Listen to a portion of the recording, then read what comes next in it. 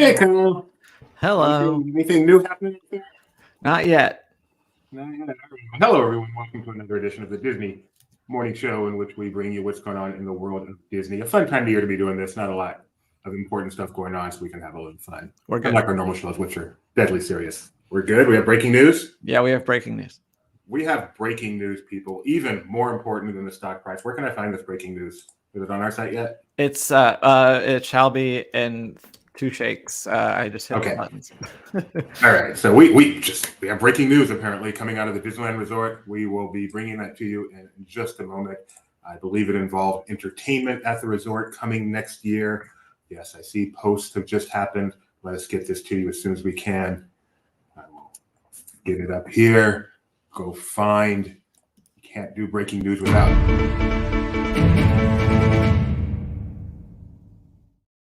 from Disneyland. Coming soon. Back to the Disneyland Park. Magic Happens. Hit the right button. Not right button. Magic Happens is returning to the Disneyland Resort. Yeah, this is happening on February 2nd, and until further notice. Yeah, so February 2nd, Magic Happens, the daytime parade, the one that lived for 2 weeks and then died for 2 years and then was brought back again. But that's not the only entertainment returning to the resort early next year. It's not. Go for it. Mickey's Mix Magic and Wondrous Journeys will both have returns. So Mickey's Mix Magic is going to have a couple of different slots that it'll fill. So first it'll return on January 8th and go through the 21st, March 21st. And then it'll be back April 15th through the 25th. So just before that, the Pixar one comes back with the updates and stuff. And then Wondrous Journeys is going to be there March 22nd through April 14th. Also, just a note on the Mickey's Mix Magic, just like it has been in past years, the fireworks will only be on select nights. So probably like weekends is usually what it is. So the rest is just a dance party, projection show, and then sometimes there are fireworks. Whereas Wondrous Journeys, it's the full thing from all. It's not 4 locations, but 4 different experiences. So you have Rivers of America, Small World, Sleeping Beauty Castle, and Main Street. And so, yeah, it looks like Wondrous Journeys will be performing during spring break with Mix Magic the other times. And Magic Happens, everyone's favorite parade that did not get the run it deserves for obvious reasons, coming back after the holiday season, February 2nd. So excited about that. So, yay. And Gio says it's not IMSEP or Paint the Night. I don't know if you mean that as a positive or a negative. I am very happy that Main Street Left Parade is not making a return to Disneyland. Paint the Night would have been okay. All right, so we've got both those articles up on Laughing Place right now. If you need to get those dates in your head, I'll give you some links to those, and I'm sure we'll mention this again later in the show, as it is our big breaking news just as we went live today. How exciting. But now let's get back to our regular schedule as Kyle predicts the stock price. I almost called you Scott. All right. That's my brother's name. Scott Price. Is it really? Yeah. Does he have the same last name, or is it like a different city? The same last name. Cool. Full brother, not half Scott brother? Glendale. Full brother, half brother? Full. Step brother? Older, younger? Younger, 2 years. Is that your only sibling? Yes. Only full. I have step siblings that I've acquired over the years, and then in-laws, but only had this one for 25 years and then for 20 years. Okay, let us see the stock price. Kyle, I'll make it easy on you today. I know you had a busy morning. Within $72, what is Disney's current stock price? 93. 93. It is actually $91.50. You nailed it. Way to go, Kyle. Wow. I think I gave you all that leeway though. I guess it tumbled. But it's showing up. It tumbled yesterday, apparently. Yeah, I guess. All right. And we do not have Ethan today, I'm told. Ethan decided to start his vacation early. Yeah. He got busy too. Whenever there's breaking news at Laughing Place, Ethan really gets involved and has to shuck some of his other responsibilities. He's had a streak. I can't remember the last time Ethan missed. Way to go, He's Ethan. disappointed. He was gonna sing "Darlene Love." So Christmas snows. I'm going to ask one of his cousins right here, live on the air. What's today's I'm weather watching it at fall. Disney World? Lots of people around. According to his cousin, Come home. but ChatGPT will make it nice eventually. Man, this is no good. ChatGPT, for being an AI, it's pretty slow. You ever use ChatGPT? It's not the speediest thing in the world. No, it's not. Well, I haven't used it, but I believe it. You've not used it? No, not really. Today's weather at Disneyland and Disney World. Disneyland, the forecast includes rain showers in the morning with thunderstorms developing in the afternoon, high around 67. Disney World, partly sunny with clouds mixed in, high around 71. So, Ethan, you're not here, but your cousins had your back. Let's get to some news. Let's start with Rock and Roller Coaster, the great coaster. Would you say this is one of the top 5 coasters at Walt Disney World? Top 5? I mean, probably. I guess it depends on what you're looking for, but in terms of thrill, yeah, definitely. Didn't we just do a ranking Disney coasters? I saw that somewhere. Maybe not. Maybe it was a different site. Someone ranked all the Disney roller coasters, ranked like the top 5 Disney. No, I think it was on our site. By Gavin. But anyway, that has nothing to do with the story. Rock and Roller Coaster was closing for a lengthy refurbishment starting on January. Dude, come on, Juby. He wrote this down. January 8th. January 8th will be its first day closed. It runs through summer. That is a lengthy refurbishment, somewhere in the neighborhood of 4, 5, or 6 months, depending on what summer means. It's being called a routine refurbishment. So there have been rumors of maybe it getting a refurb, kind of like Avengers Assemble out in Paris. Nothing's been announced, and thus far, this is just called a routine refurbishment. No major updates. It had a pretty long one last year, was it, Kyle? Or was it earlier this year? Yeah, I think it was last year, and everyone thought that it was going to be. I know it's been 15 years of people thinking that ride's going to change, and it still hasn't. Well, it did change. It did change. Don't forget. The hand has been changed. Okay, but it's still Aerosmith, still starring Aerosmith is the point. And there's no more live Chris. So that's Rock and Roller Coaster, a big refurbishment. This story, usually, a lot of times Disney will put out like an Instagram or something showing off what they create, kind of a backstage view. And we don't usually show those because it's not necessarily newsy, but this has drones. So here we go. This is regarding behind a creative journey behind a holiday wish come true tree lighting ceremony at Hong Kong Disneyland. This is just a tree lighting ceremony. Hi everyone, my name's Matt and I'm a show director here at Hong Kong Disneyland and with Disney Live Entertainment. Great show so far. It's been my pleasure to be the show director for the past 6 years on a holiday wish come true tree lighting ceremony. And this magical show has undergone several transformations from street facade, animating the Christmas tree lights, magical snow. And I'm a show director here at Hong Kong Disneyland with Disney Live Entertainment. It's been my pleasure to be the show director for the past 6 years on a holiday wish come true tree lighting ceremony. And this magical show has undergone several transformations from adding projection on the main street facades, animating the Christmas tree lights, magical snowfall moments, and now this year we've added drones to the performance as well. This year, we wanted to take the story even further and visualize the wishes of our guests in the sky. The combination of beautiful animation on the tree adds to the delight as the wishes made by our guests leap from the Christmas tree right up into the night sky. The process of creation began with some very simple sketches and ideas which we passed to our local drone vendor. This went back and forth for a while and was then put into animation, which was programmed into the drones before being tested in the sky. We knew immediately that we had to choose the placement of the drones to maximize viewership. So that's the height and the spacing of everything.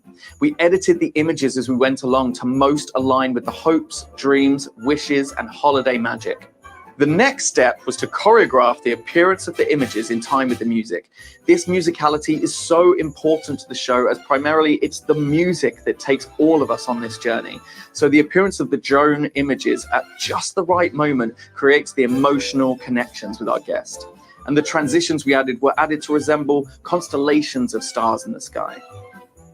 Finally, everything came together. The creative team, the production, the technical teams, all working in unison. And we launched this beautiful show for our guests. And it was an amazing experience. Just hearing the oohs and ahs on Main Street every night means that we know that we have a show that is really emotionally engaging for our guests.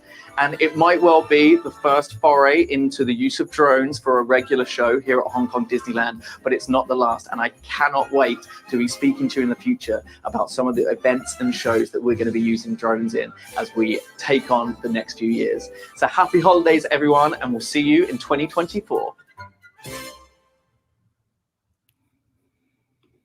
You know what we don't have here in... Hi, everyone. My name is... Drones.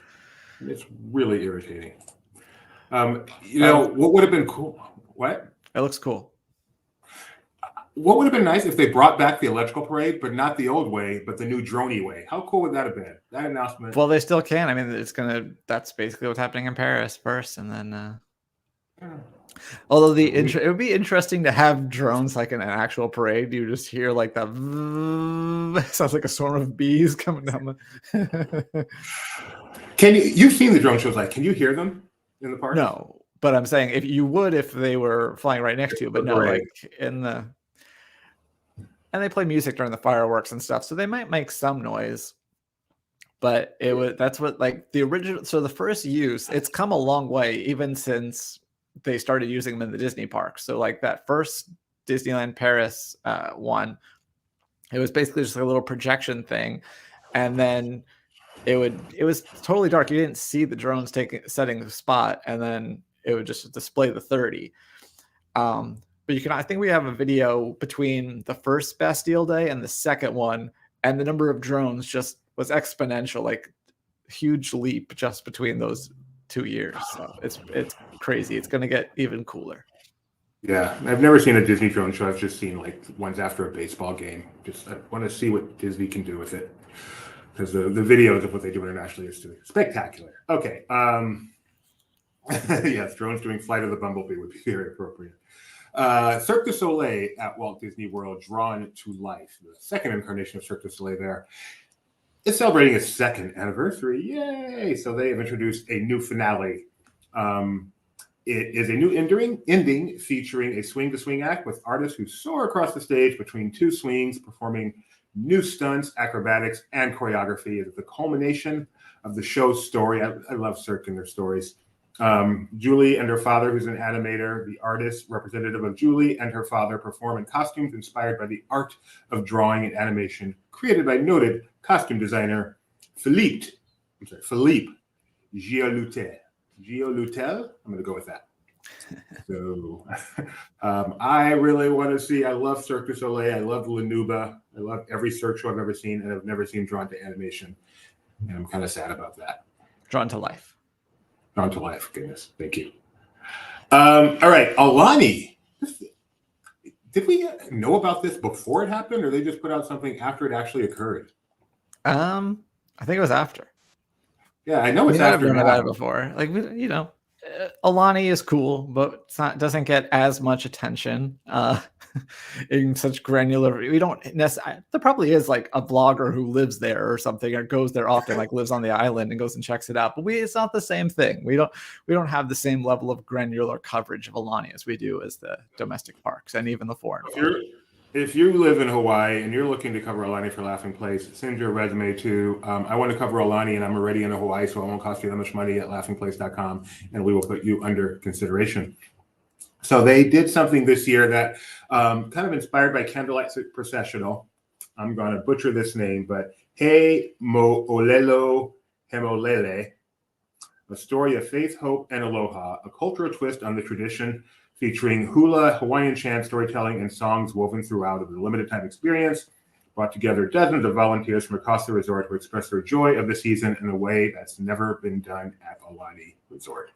That is really cool. We should see if there's any video of that up on the tubes that we could add to this story. That and the DVC song live performance. I did check again yesterday on YouTube, and just no luck. Oh, where is it? TikTok. True. I should search TikTok for it. You're right. Let's see. Speaking of songs, so our own Marshall here, who I thought about asking to join us, but I know it's a busy morning, and his internet connection is garbage. So, but he did a great article for us. The top 5 songs, probably more accurately, should be his top 5 songs because it's missing the obvious number 1. But his top missing 5, a lot. His top 5 Disney songs off picks 2023. So please go check that out. And then I'd love to hear your opinion. What are 1 or 2 of your favorite songs of 2023? I'm going to go through his list real quick. By the way, he starts off with hot takes right there in the first paragraph with Luminous is not a great show. Seen it, but I know a lot of people who disagree. So his top 5 were, I assumed these were bottom to top. He didn't number them, oh, my internet is much better. How dare. If you're out there, Marshall, and you want to come on here and defend yourself, and you have time, I'm trusting you to know if you have time, I will send you a link. His top 5 are Steal the Show from Elemental, Shimmering Seas, the Disney Cruise Line show, nailed that one. For the First Time from The Little Mermaid, the live action, obviously. Camp Isn't Home from Theater Camp, and I'm a Star, the worst song in Wish. Shimmering Seas is one of my favorites, not because of the song itself, but because of the doobie adventure of being, this is terrible. Actually, it's okay. Oh, this might be as good as the DVC song over the course of 3 minutes. It's true. It's true. It was great. I'm sorry. So, not a bad list. I'm glad he included Wish because a lot of people rip on Wish's music, but yeah, that was like one of the first tweets we got was like, why did you use Wish for the featured image? That song's awful. I'm like, did you click the article? Like, he likes Wish, song. That's the but point. He picked the worst song in Wish. I'm a Star is not a great song. I mean, that's the one that Mike Celestino is dancing to. So clearly he So anything you said it's missing a few things. What comes to your mind as a top song from Disney? Well, I don't know if it's, like I said, I was like, I don't know if it's missing. I guess all the top songs wouldn't have been this year, but yeah, I don't know. Shimmering Seas, I don't think it's a great song, and I'm glad he excluded DVC because that song is clearly not good. As we've gone over, it's fails on several levels. It's just Shimmering Seas. It would be if it were making noise. Do you hear it? What? Do you hear it? Yeah. I don't.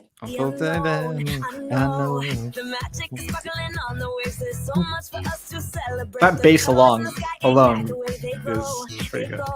There's always more new places to explore. Let's go. Let's travel to the stars. There's wonder in our hearts. It's time for the adventure of our dreams. We're way beyond. What about like the Rogers songs? Those are good candidates. Yeah. Marshall. But but he left off the best. This is good. This would be my number 3, I think. The villain song from Wish would be number 2. You have such bad taste. And Scuttlebutt's number 1.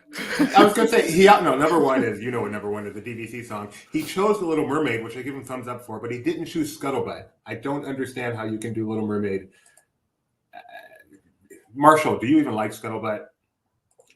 Here, where did you two?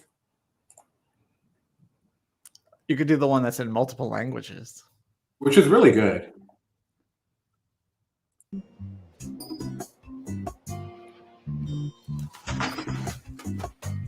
Wake up, wake up, wake up! What? I'm on YouTube. You're failing me again. I hate the internet. I truly do. I truly do. The DCL song is way better than the DVC song. Okay. Gio said, need to crank Shimmering later. It is a great song, as is Scuttlebutt. No, the gossip, the buzz, the who said what. The DCL song is just fun. The DVC song takes itself too seriously. And I can fly in here for you. Did not our group in the Slack after yesterday's show all say, you know what? That song really brings it. Gets you in the mood, gives you the feels. I don't think they said that. I think they said it gets stuck in your head. That's not the same thing. So check out that article and then let Marshall know at Marshall does not know anything about music at laughingplace.com what the actual top 5 songs should have been. But he did include Shimmering Seas. So your list is good with me, Marshall. Thank you very much. All right, next up, let us see. I'm going to skip that one. We have a review of Avatar and Avatar: The Way of Water Collector's Editions 4K Blu-ray. I will do what I will do. Read you the headline. It looks good. Read you the headline and the concluding paragraph. The headline: 4K Blu-ray Avatar and Avatar: The Way of Water Collector's Editions. Someone didn't get the memo. The concluding paragraph.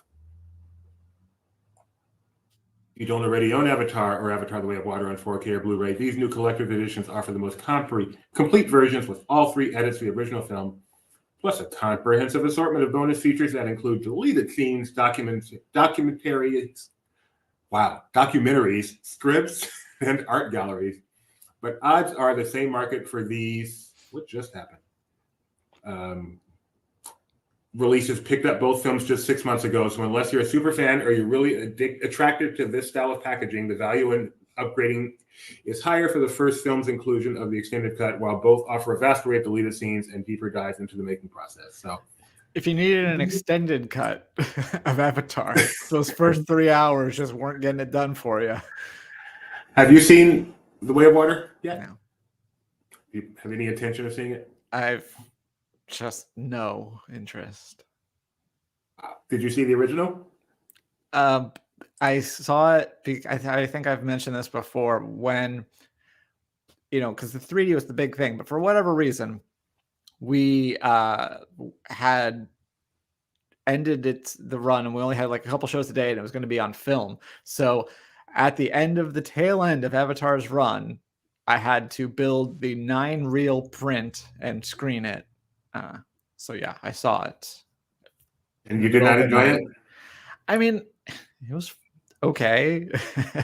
Maybe it would be better if I didn't want to go home. But I did get paid to watch the movie, so I can't get too upset about it. But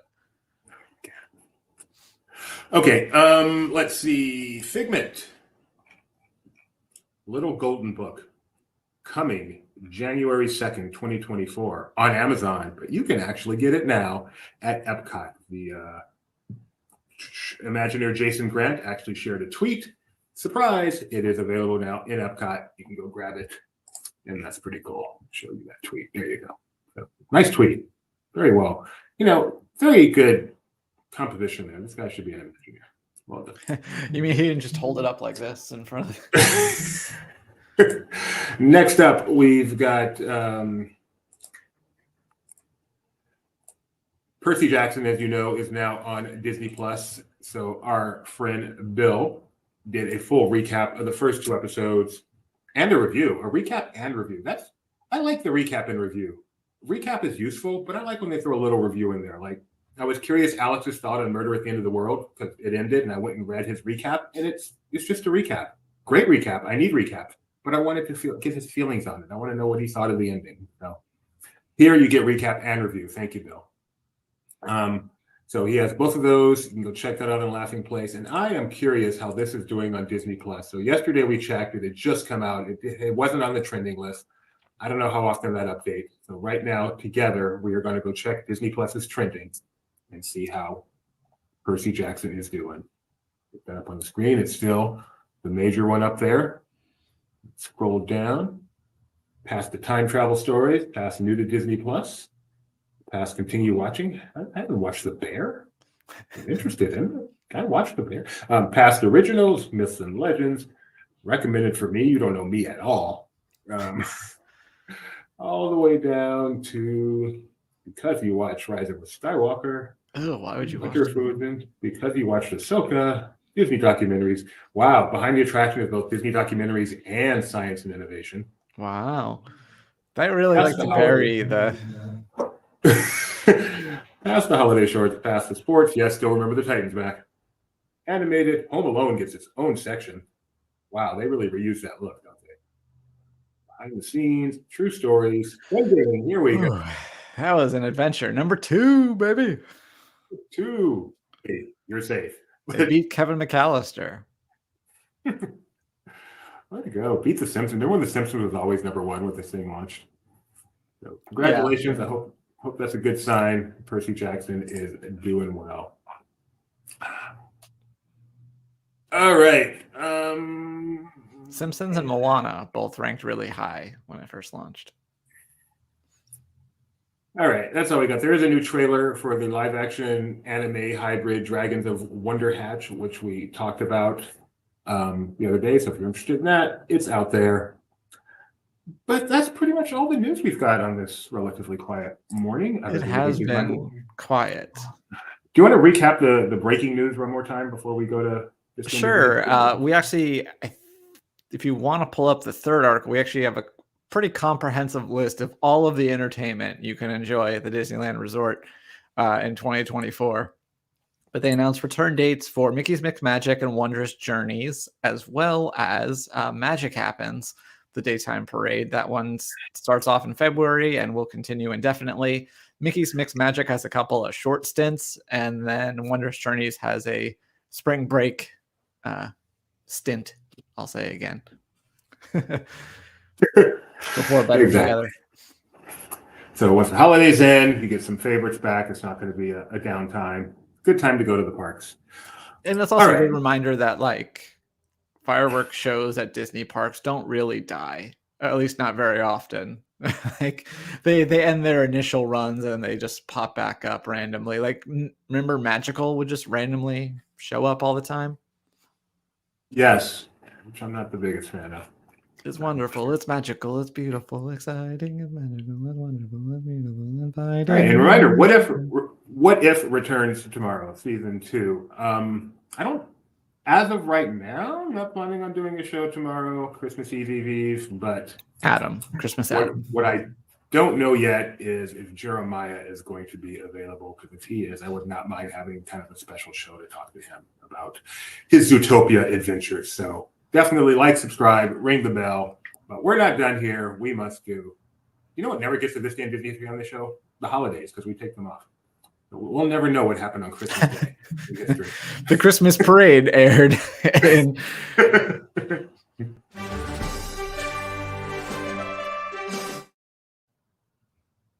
All right, Kyle, you should only need one clue for this one. On this day, in a year I forgot to write down, but I believe it's 1937, a movie premiered. A very famous movie. Snow White and the Seven Dwarfs. Snow White and the Seven Dwarfs. And where did that Circle Theater.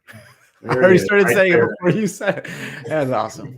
Look at us. Right there in the middle of DCA. This premiere took place way back. Yeah, pretty cool that they built that before it was there in 2012. Well, they were digging, and there was Carthay Circle. Who knew? All right. On this date in 1948, an actor was born. Not known for an iconic Disney role, but far better known for great movies like Pulp Fiction, Snakes on a Plane, Samuel Jackson. Lots of F words. Yeah, Samuel L. Jackson. Funny that his Disney character is also an F word, Frozone.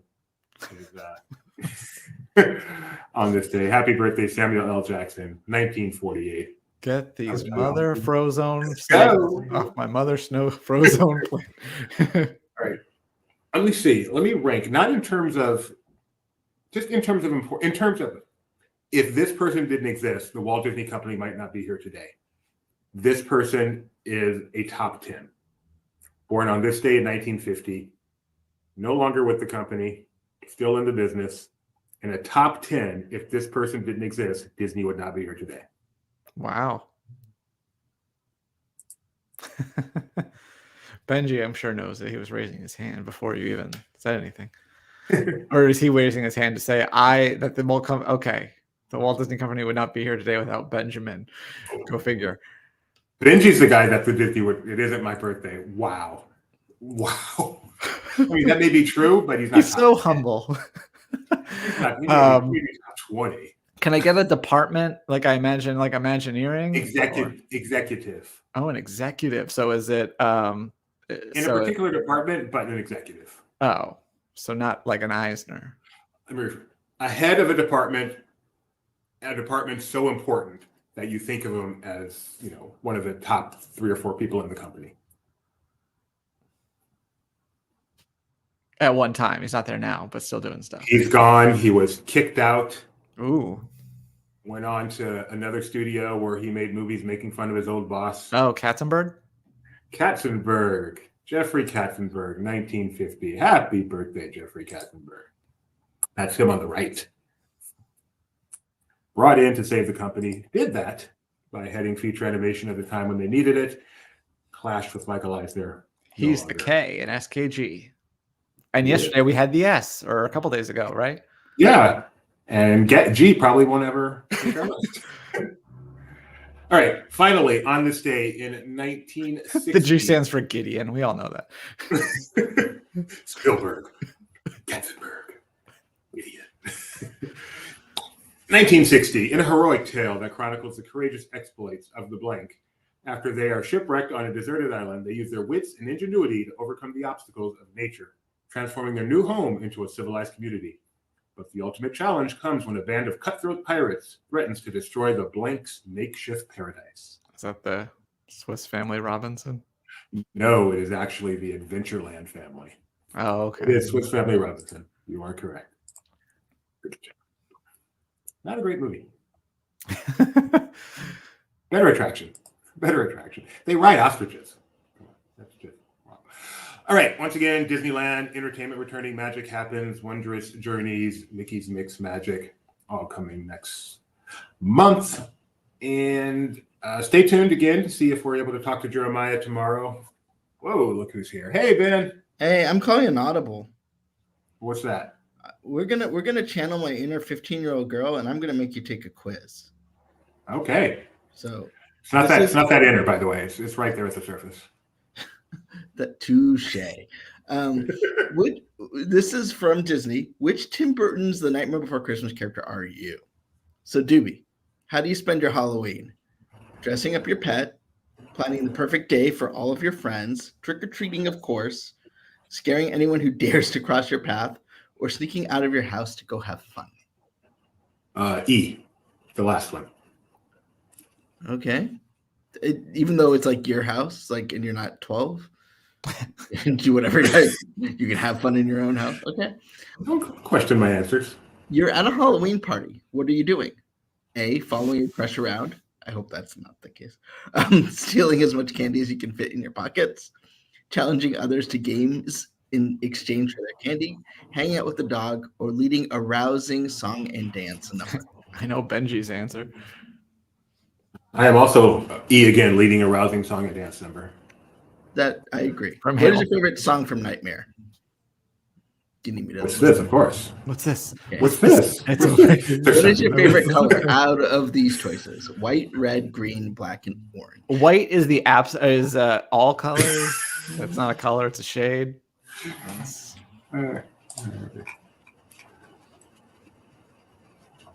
White, red, green, black, or orange.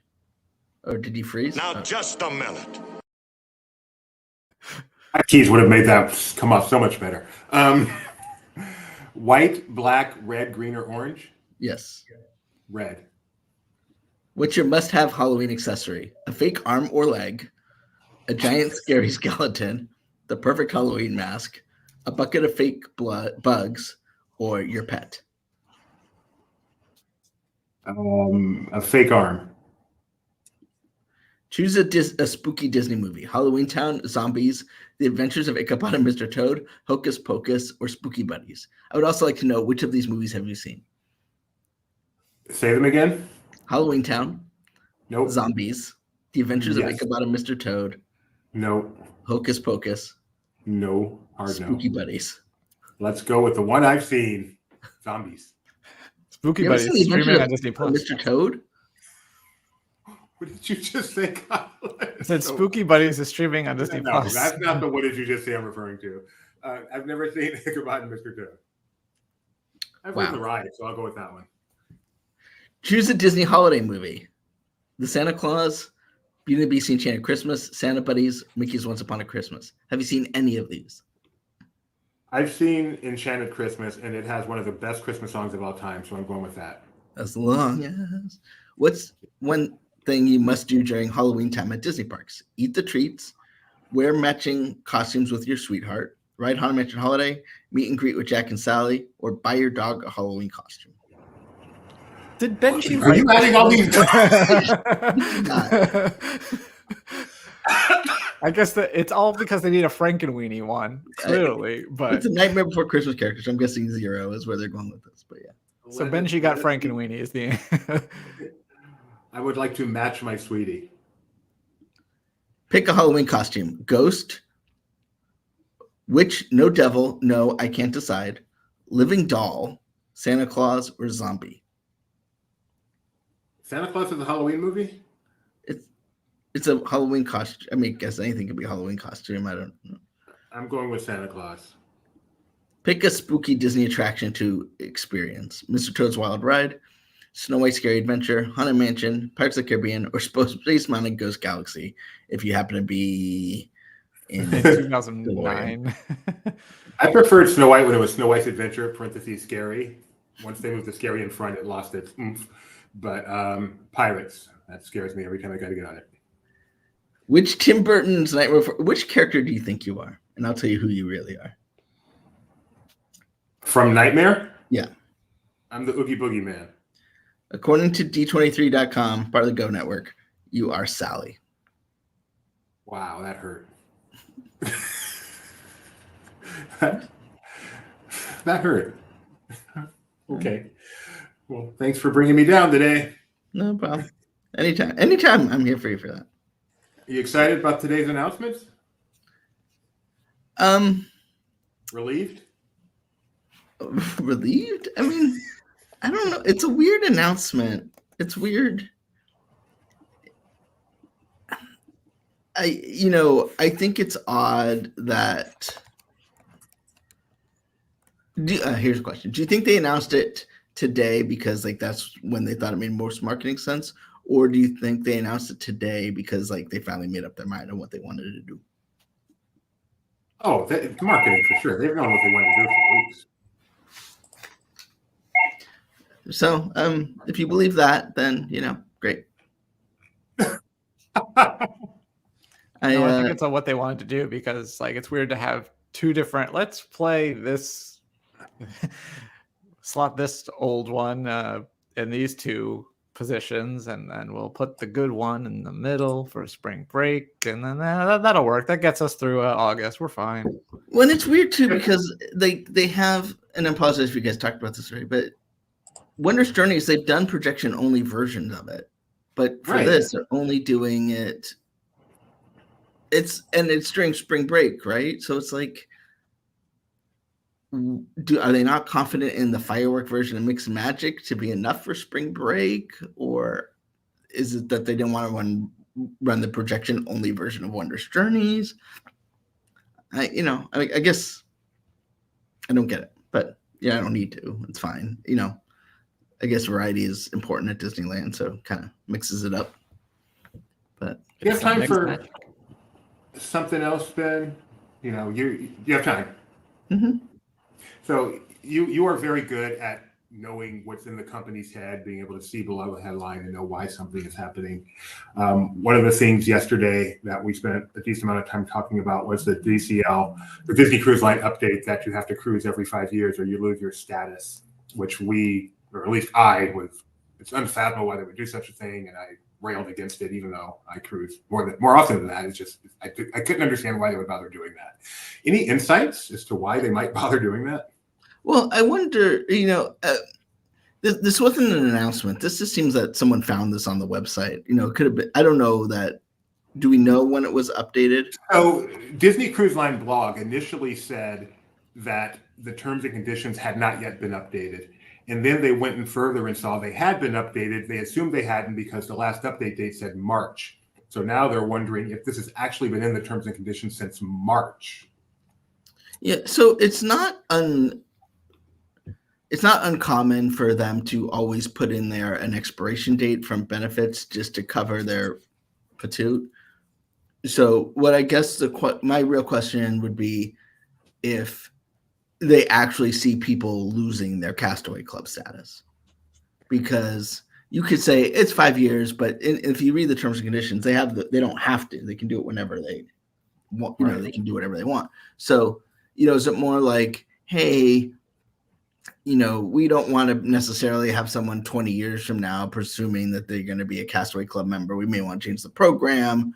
We may want to make the benefits to the point where we don't want to have, one guy who cruised 20 years ago get them. So, because what struck me odd when I heard it was 5 years considering COVID seems a little harsh, because basically if you took 2 years out of it, it's really 3 years. It's tight, but I really wonder if this is just sort of a way that they can. You see it a lot of like frequent flyer programs. Like you got to like fly once every year, but then when it comes up, they go like, "Hey, we'll extend it for you," because it's because you don't want these people to fly one time and then have to support them in the database forever. And it's easier to say that up front than to come back and be like, "Hey, guess what? Right. Now you're losing it." And so if that was kind of what I was saying. Like it's like a rule that they have that they can enforce if they want to, but they usually won't. Right. Like costume. If that is the case, I mean, you could be right. And this could have been in there. This could have been in there forever and just getting noticed, and it's just to cover their butt. Since it did get so much pub yesterday, I would hope that Disney would then come out and say, "Hey, guys, we haven't actually changed anything." But they haven't come out and said it anyway. Like, I mean, from my understanding, is the people have reached out haven't gotten an answer. So yeah, that surprises me. Well, so I mean, if you understand, I mean, it's December 21st. Getting answers from anyone at this point is a little challenging, but yeah. So I feel like they would say something either way, and nothing doesn't.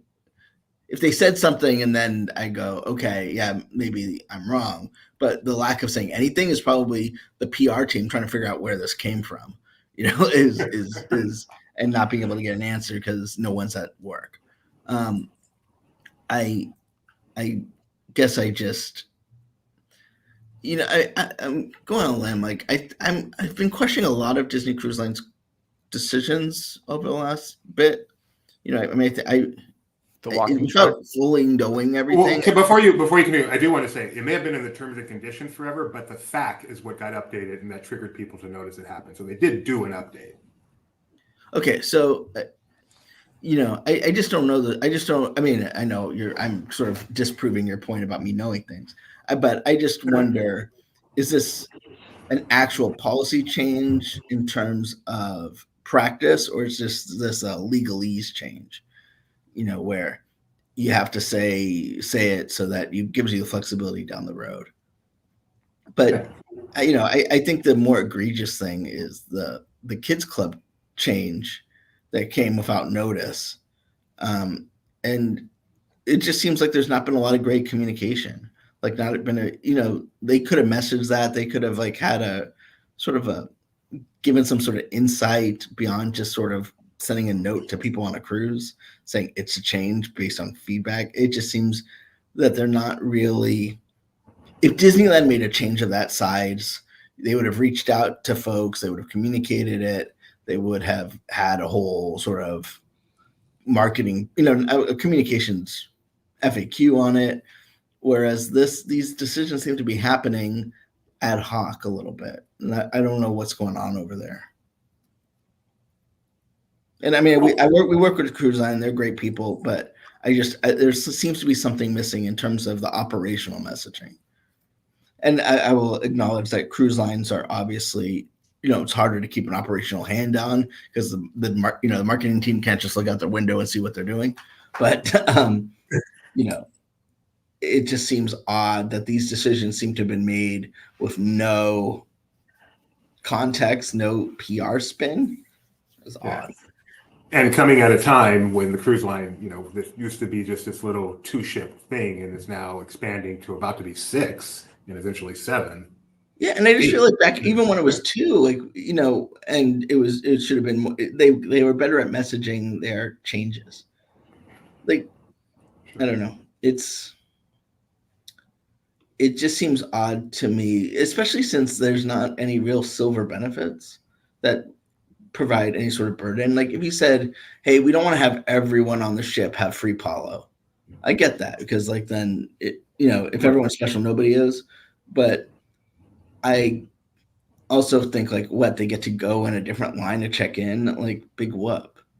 You know, make a gold line, make a silver line, and then a golden diamond, you know, pearl line or something. You know, like there doesn't seem to be a lot of burden on them, operational burden. There doesn't seem to be a lot of, so it just really seems like the only burden is just managing, you know, having to make sure that these people's history is good forever.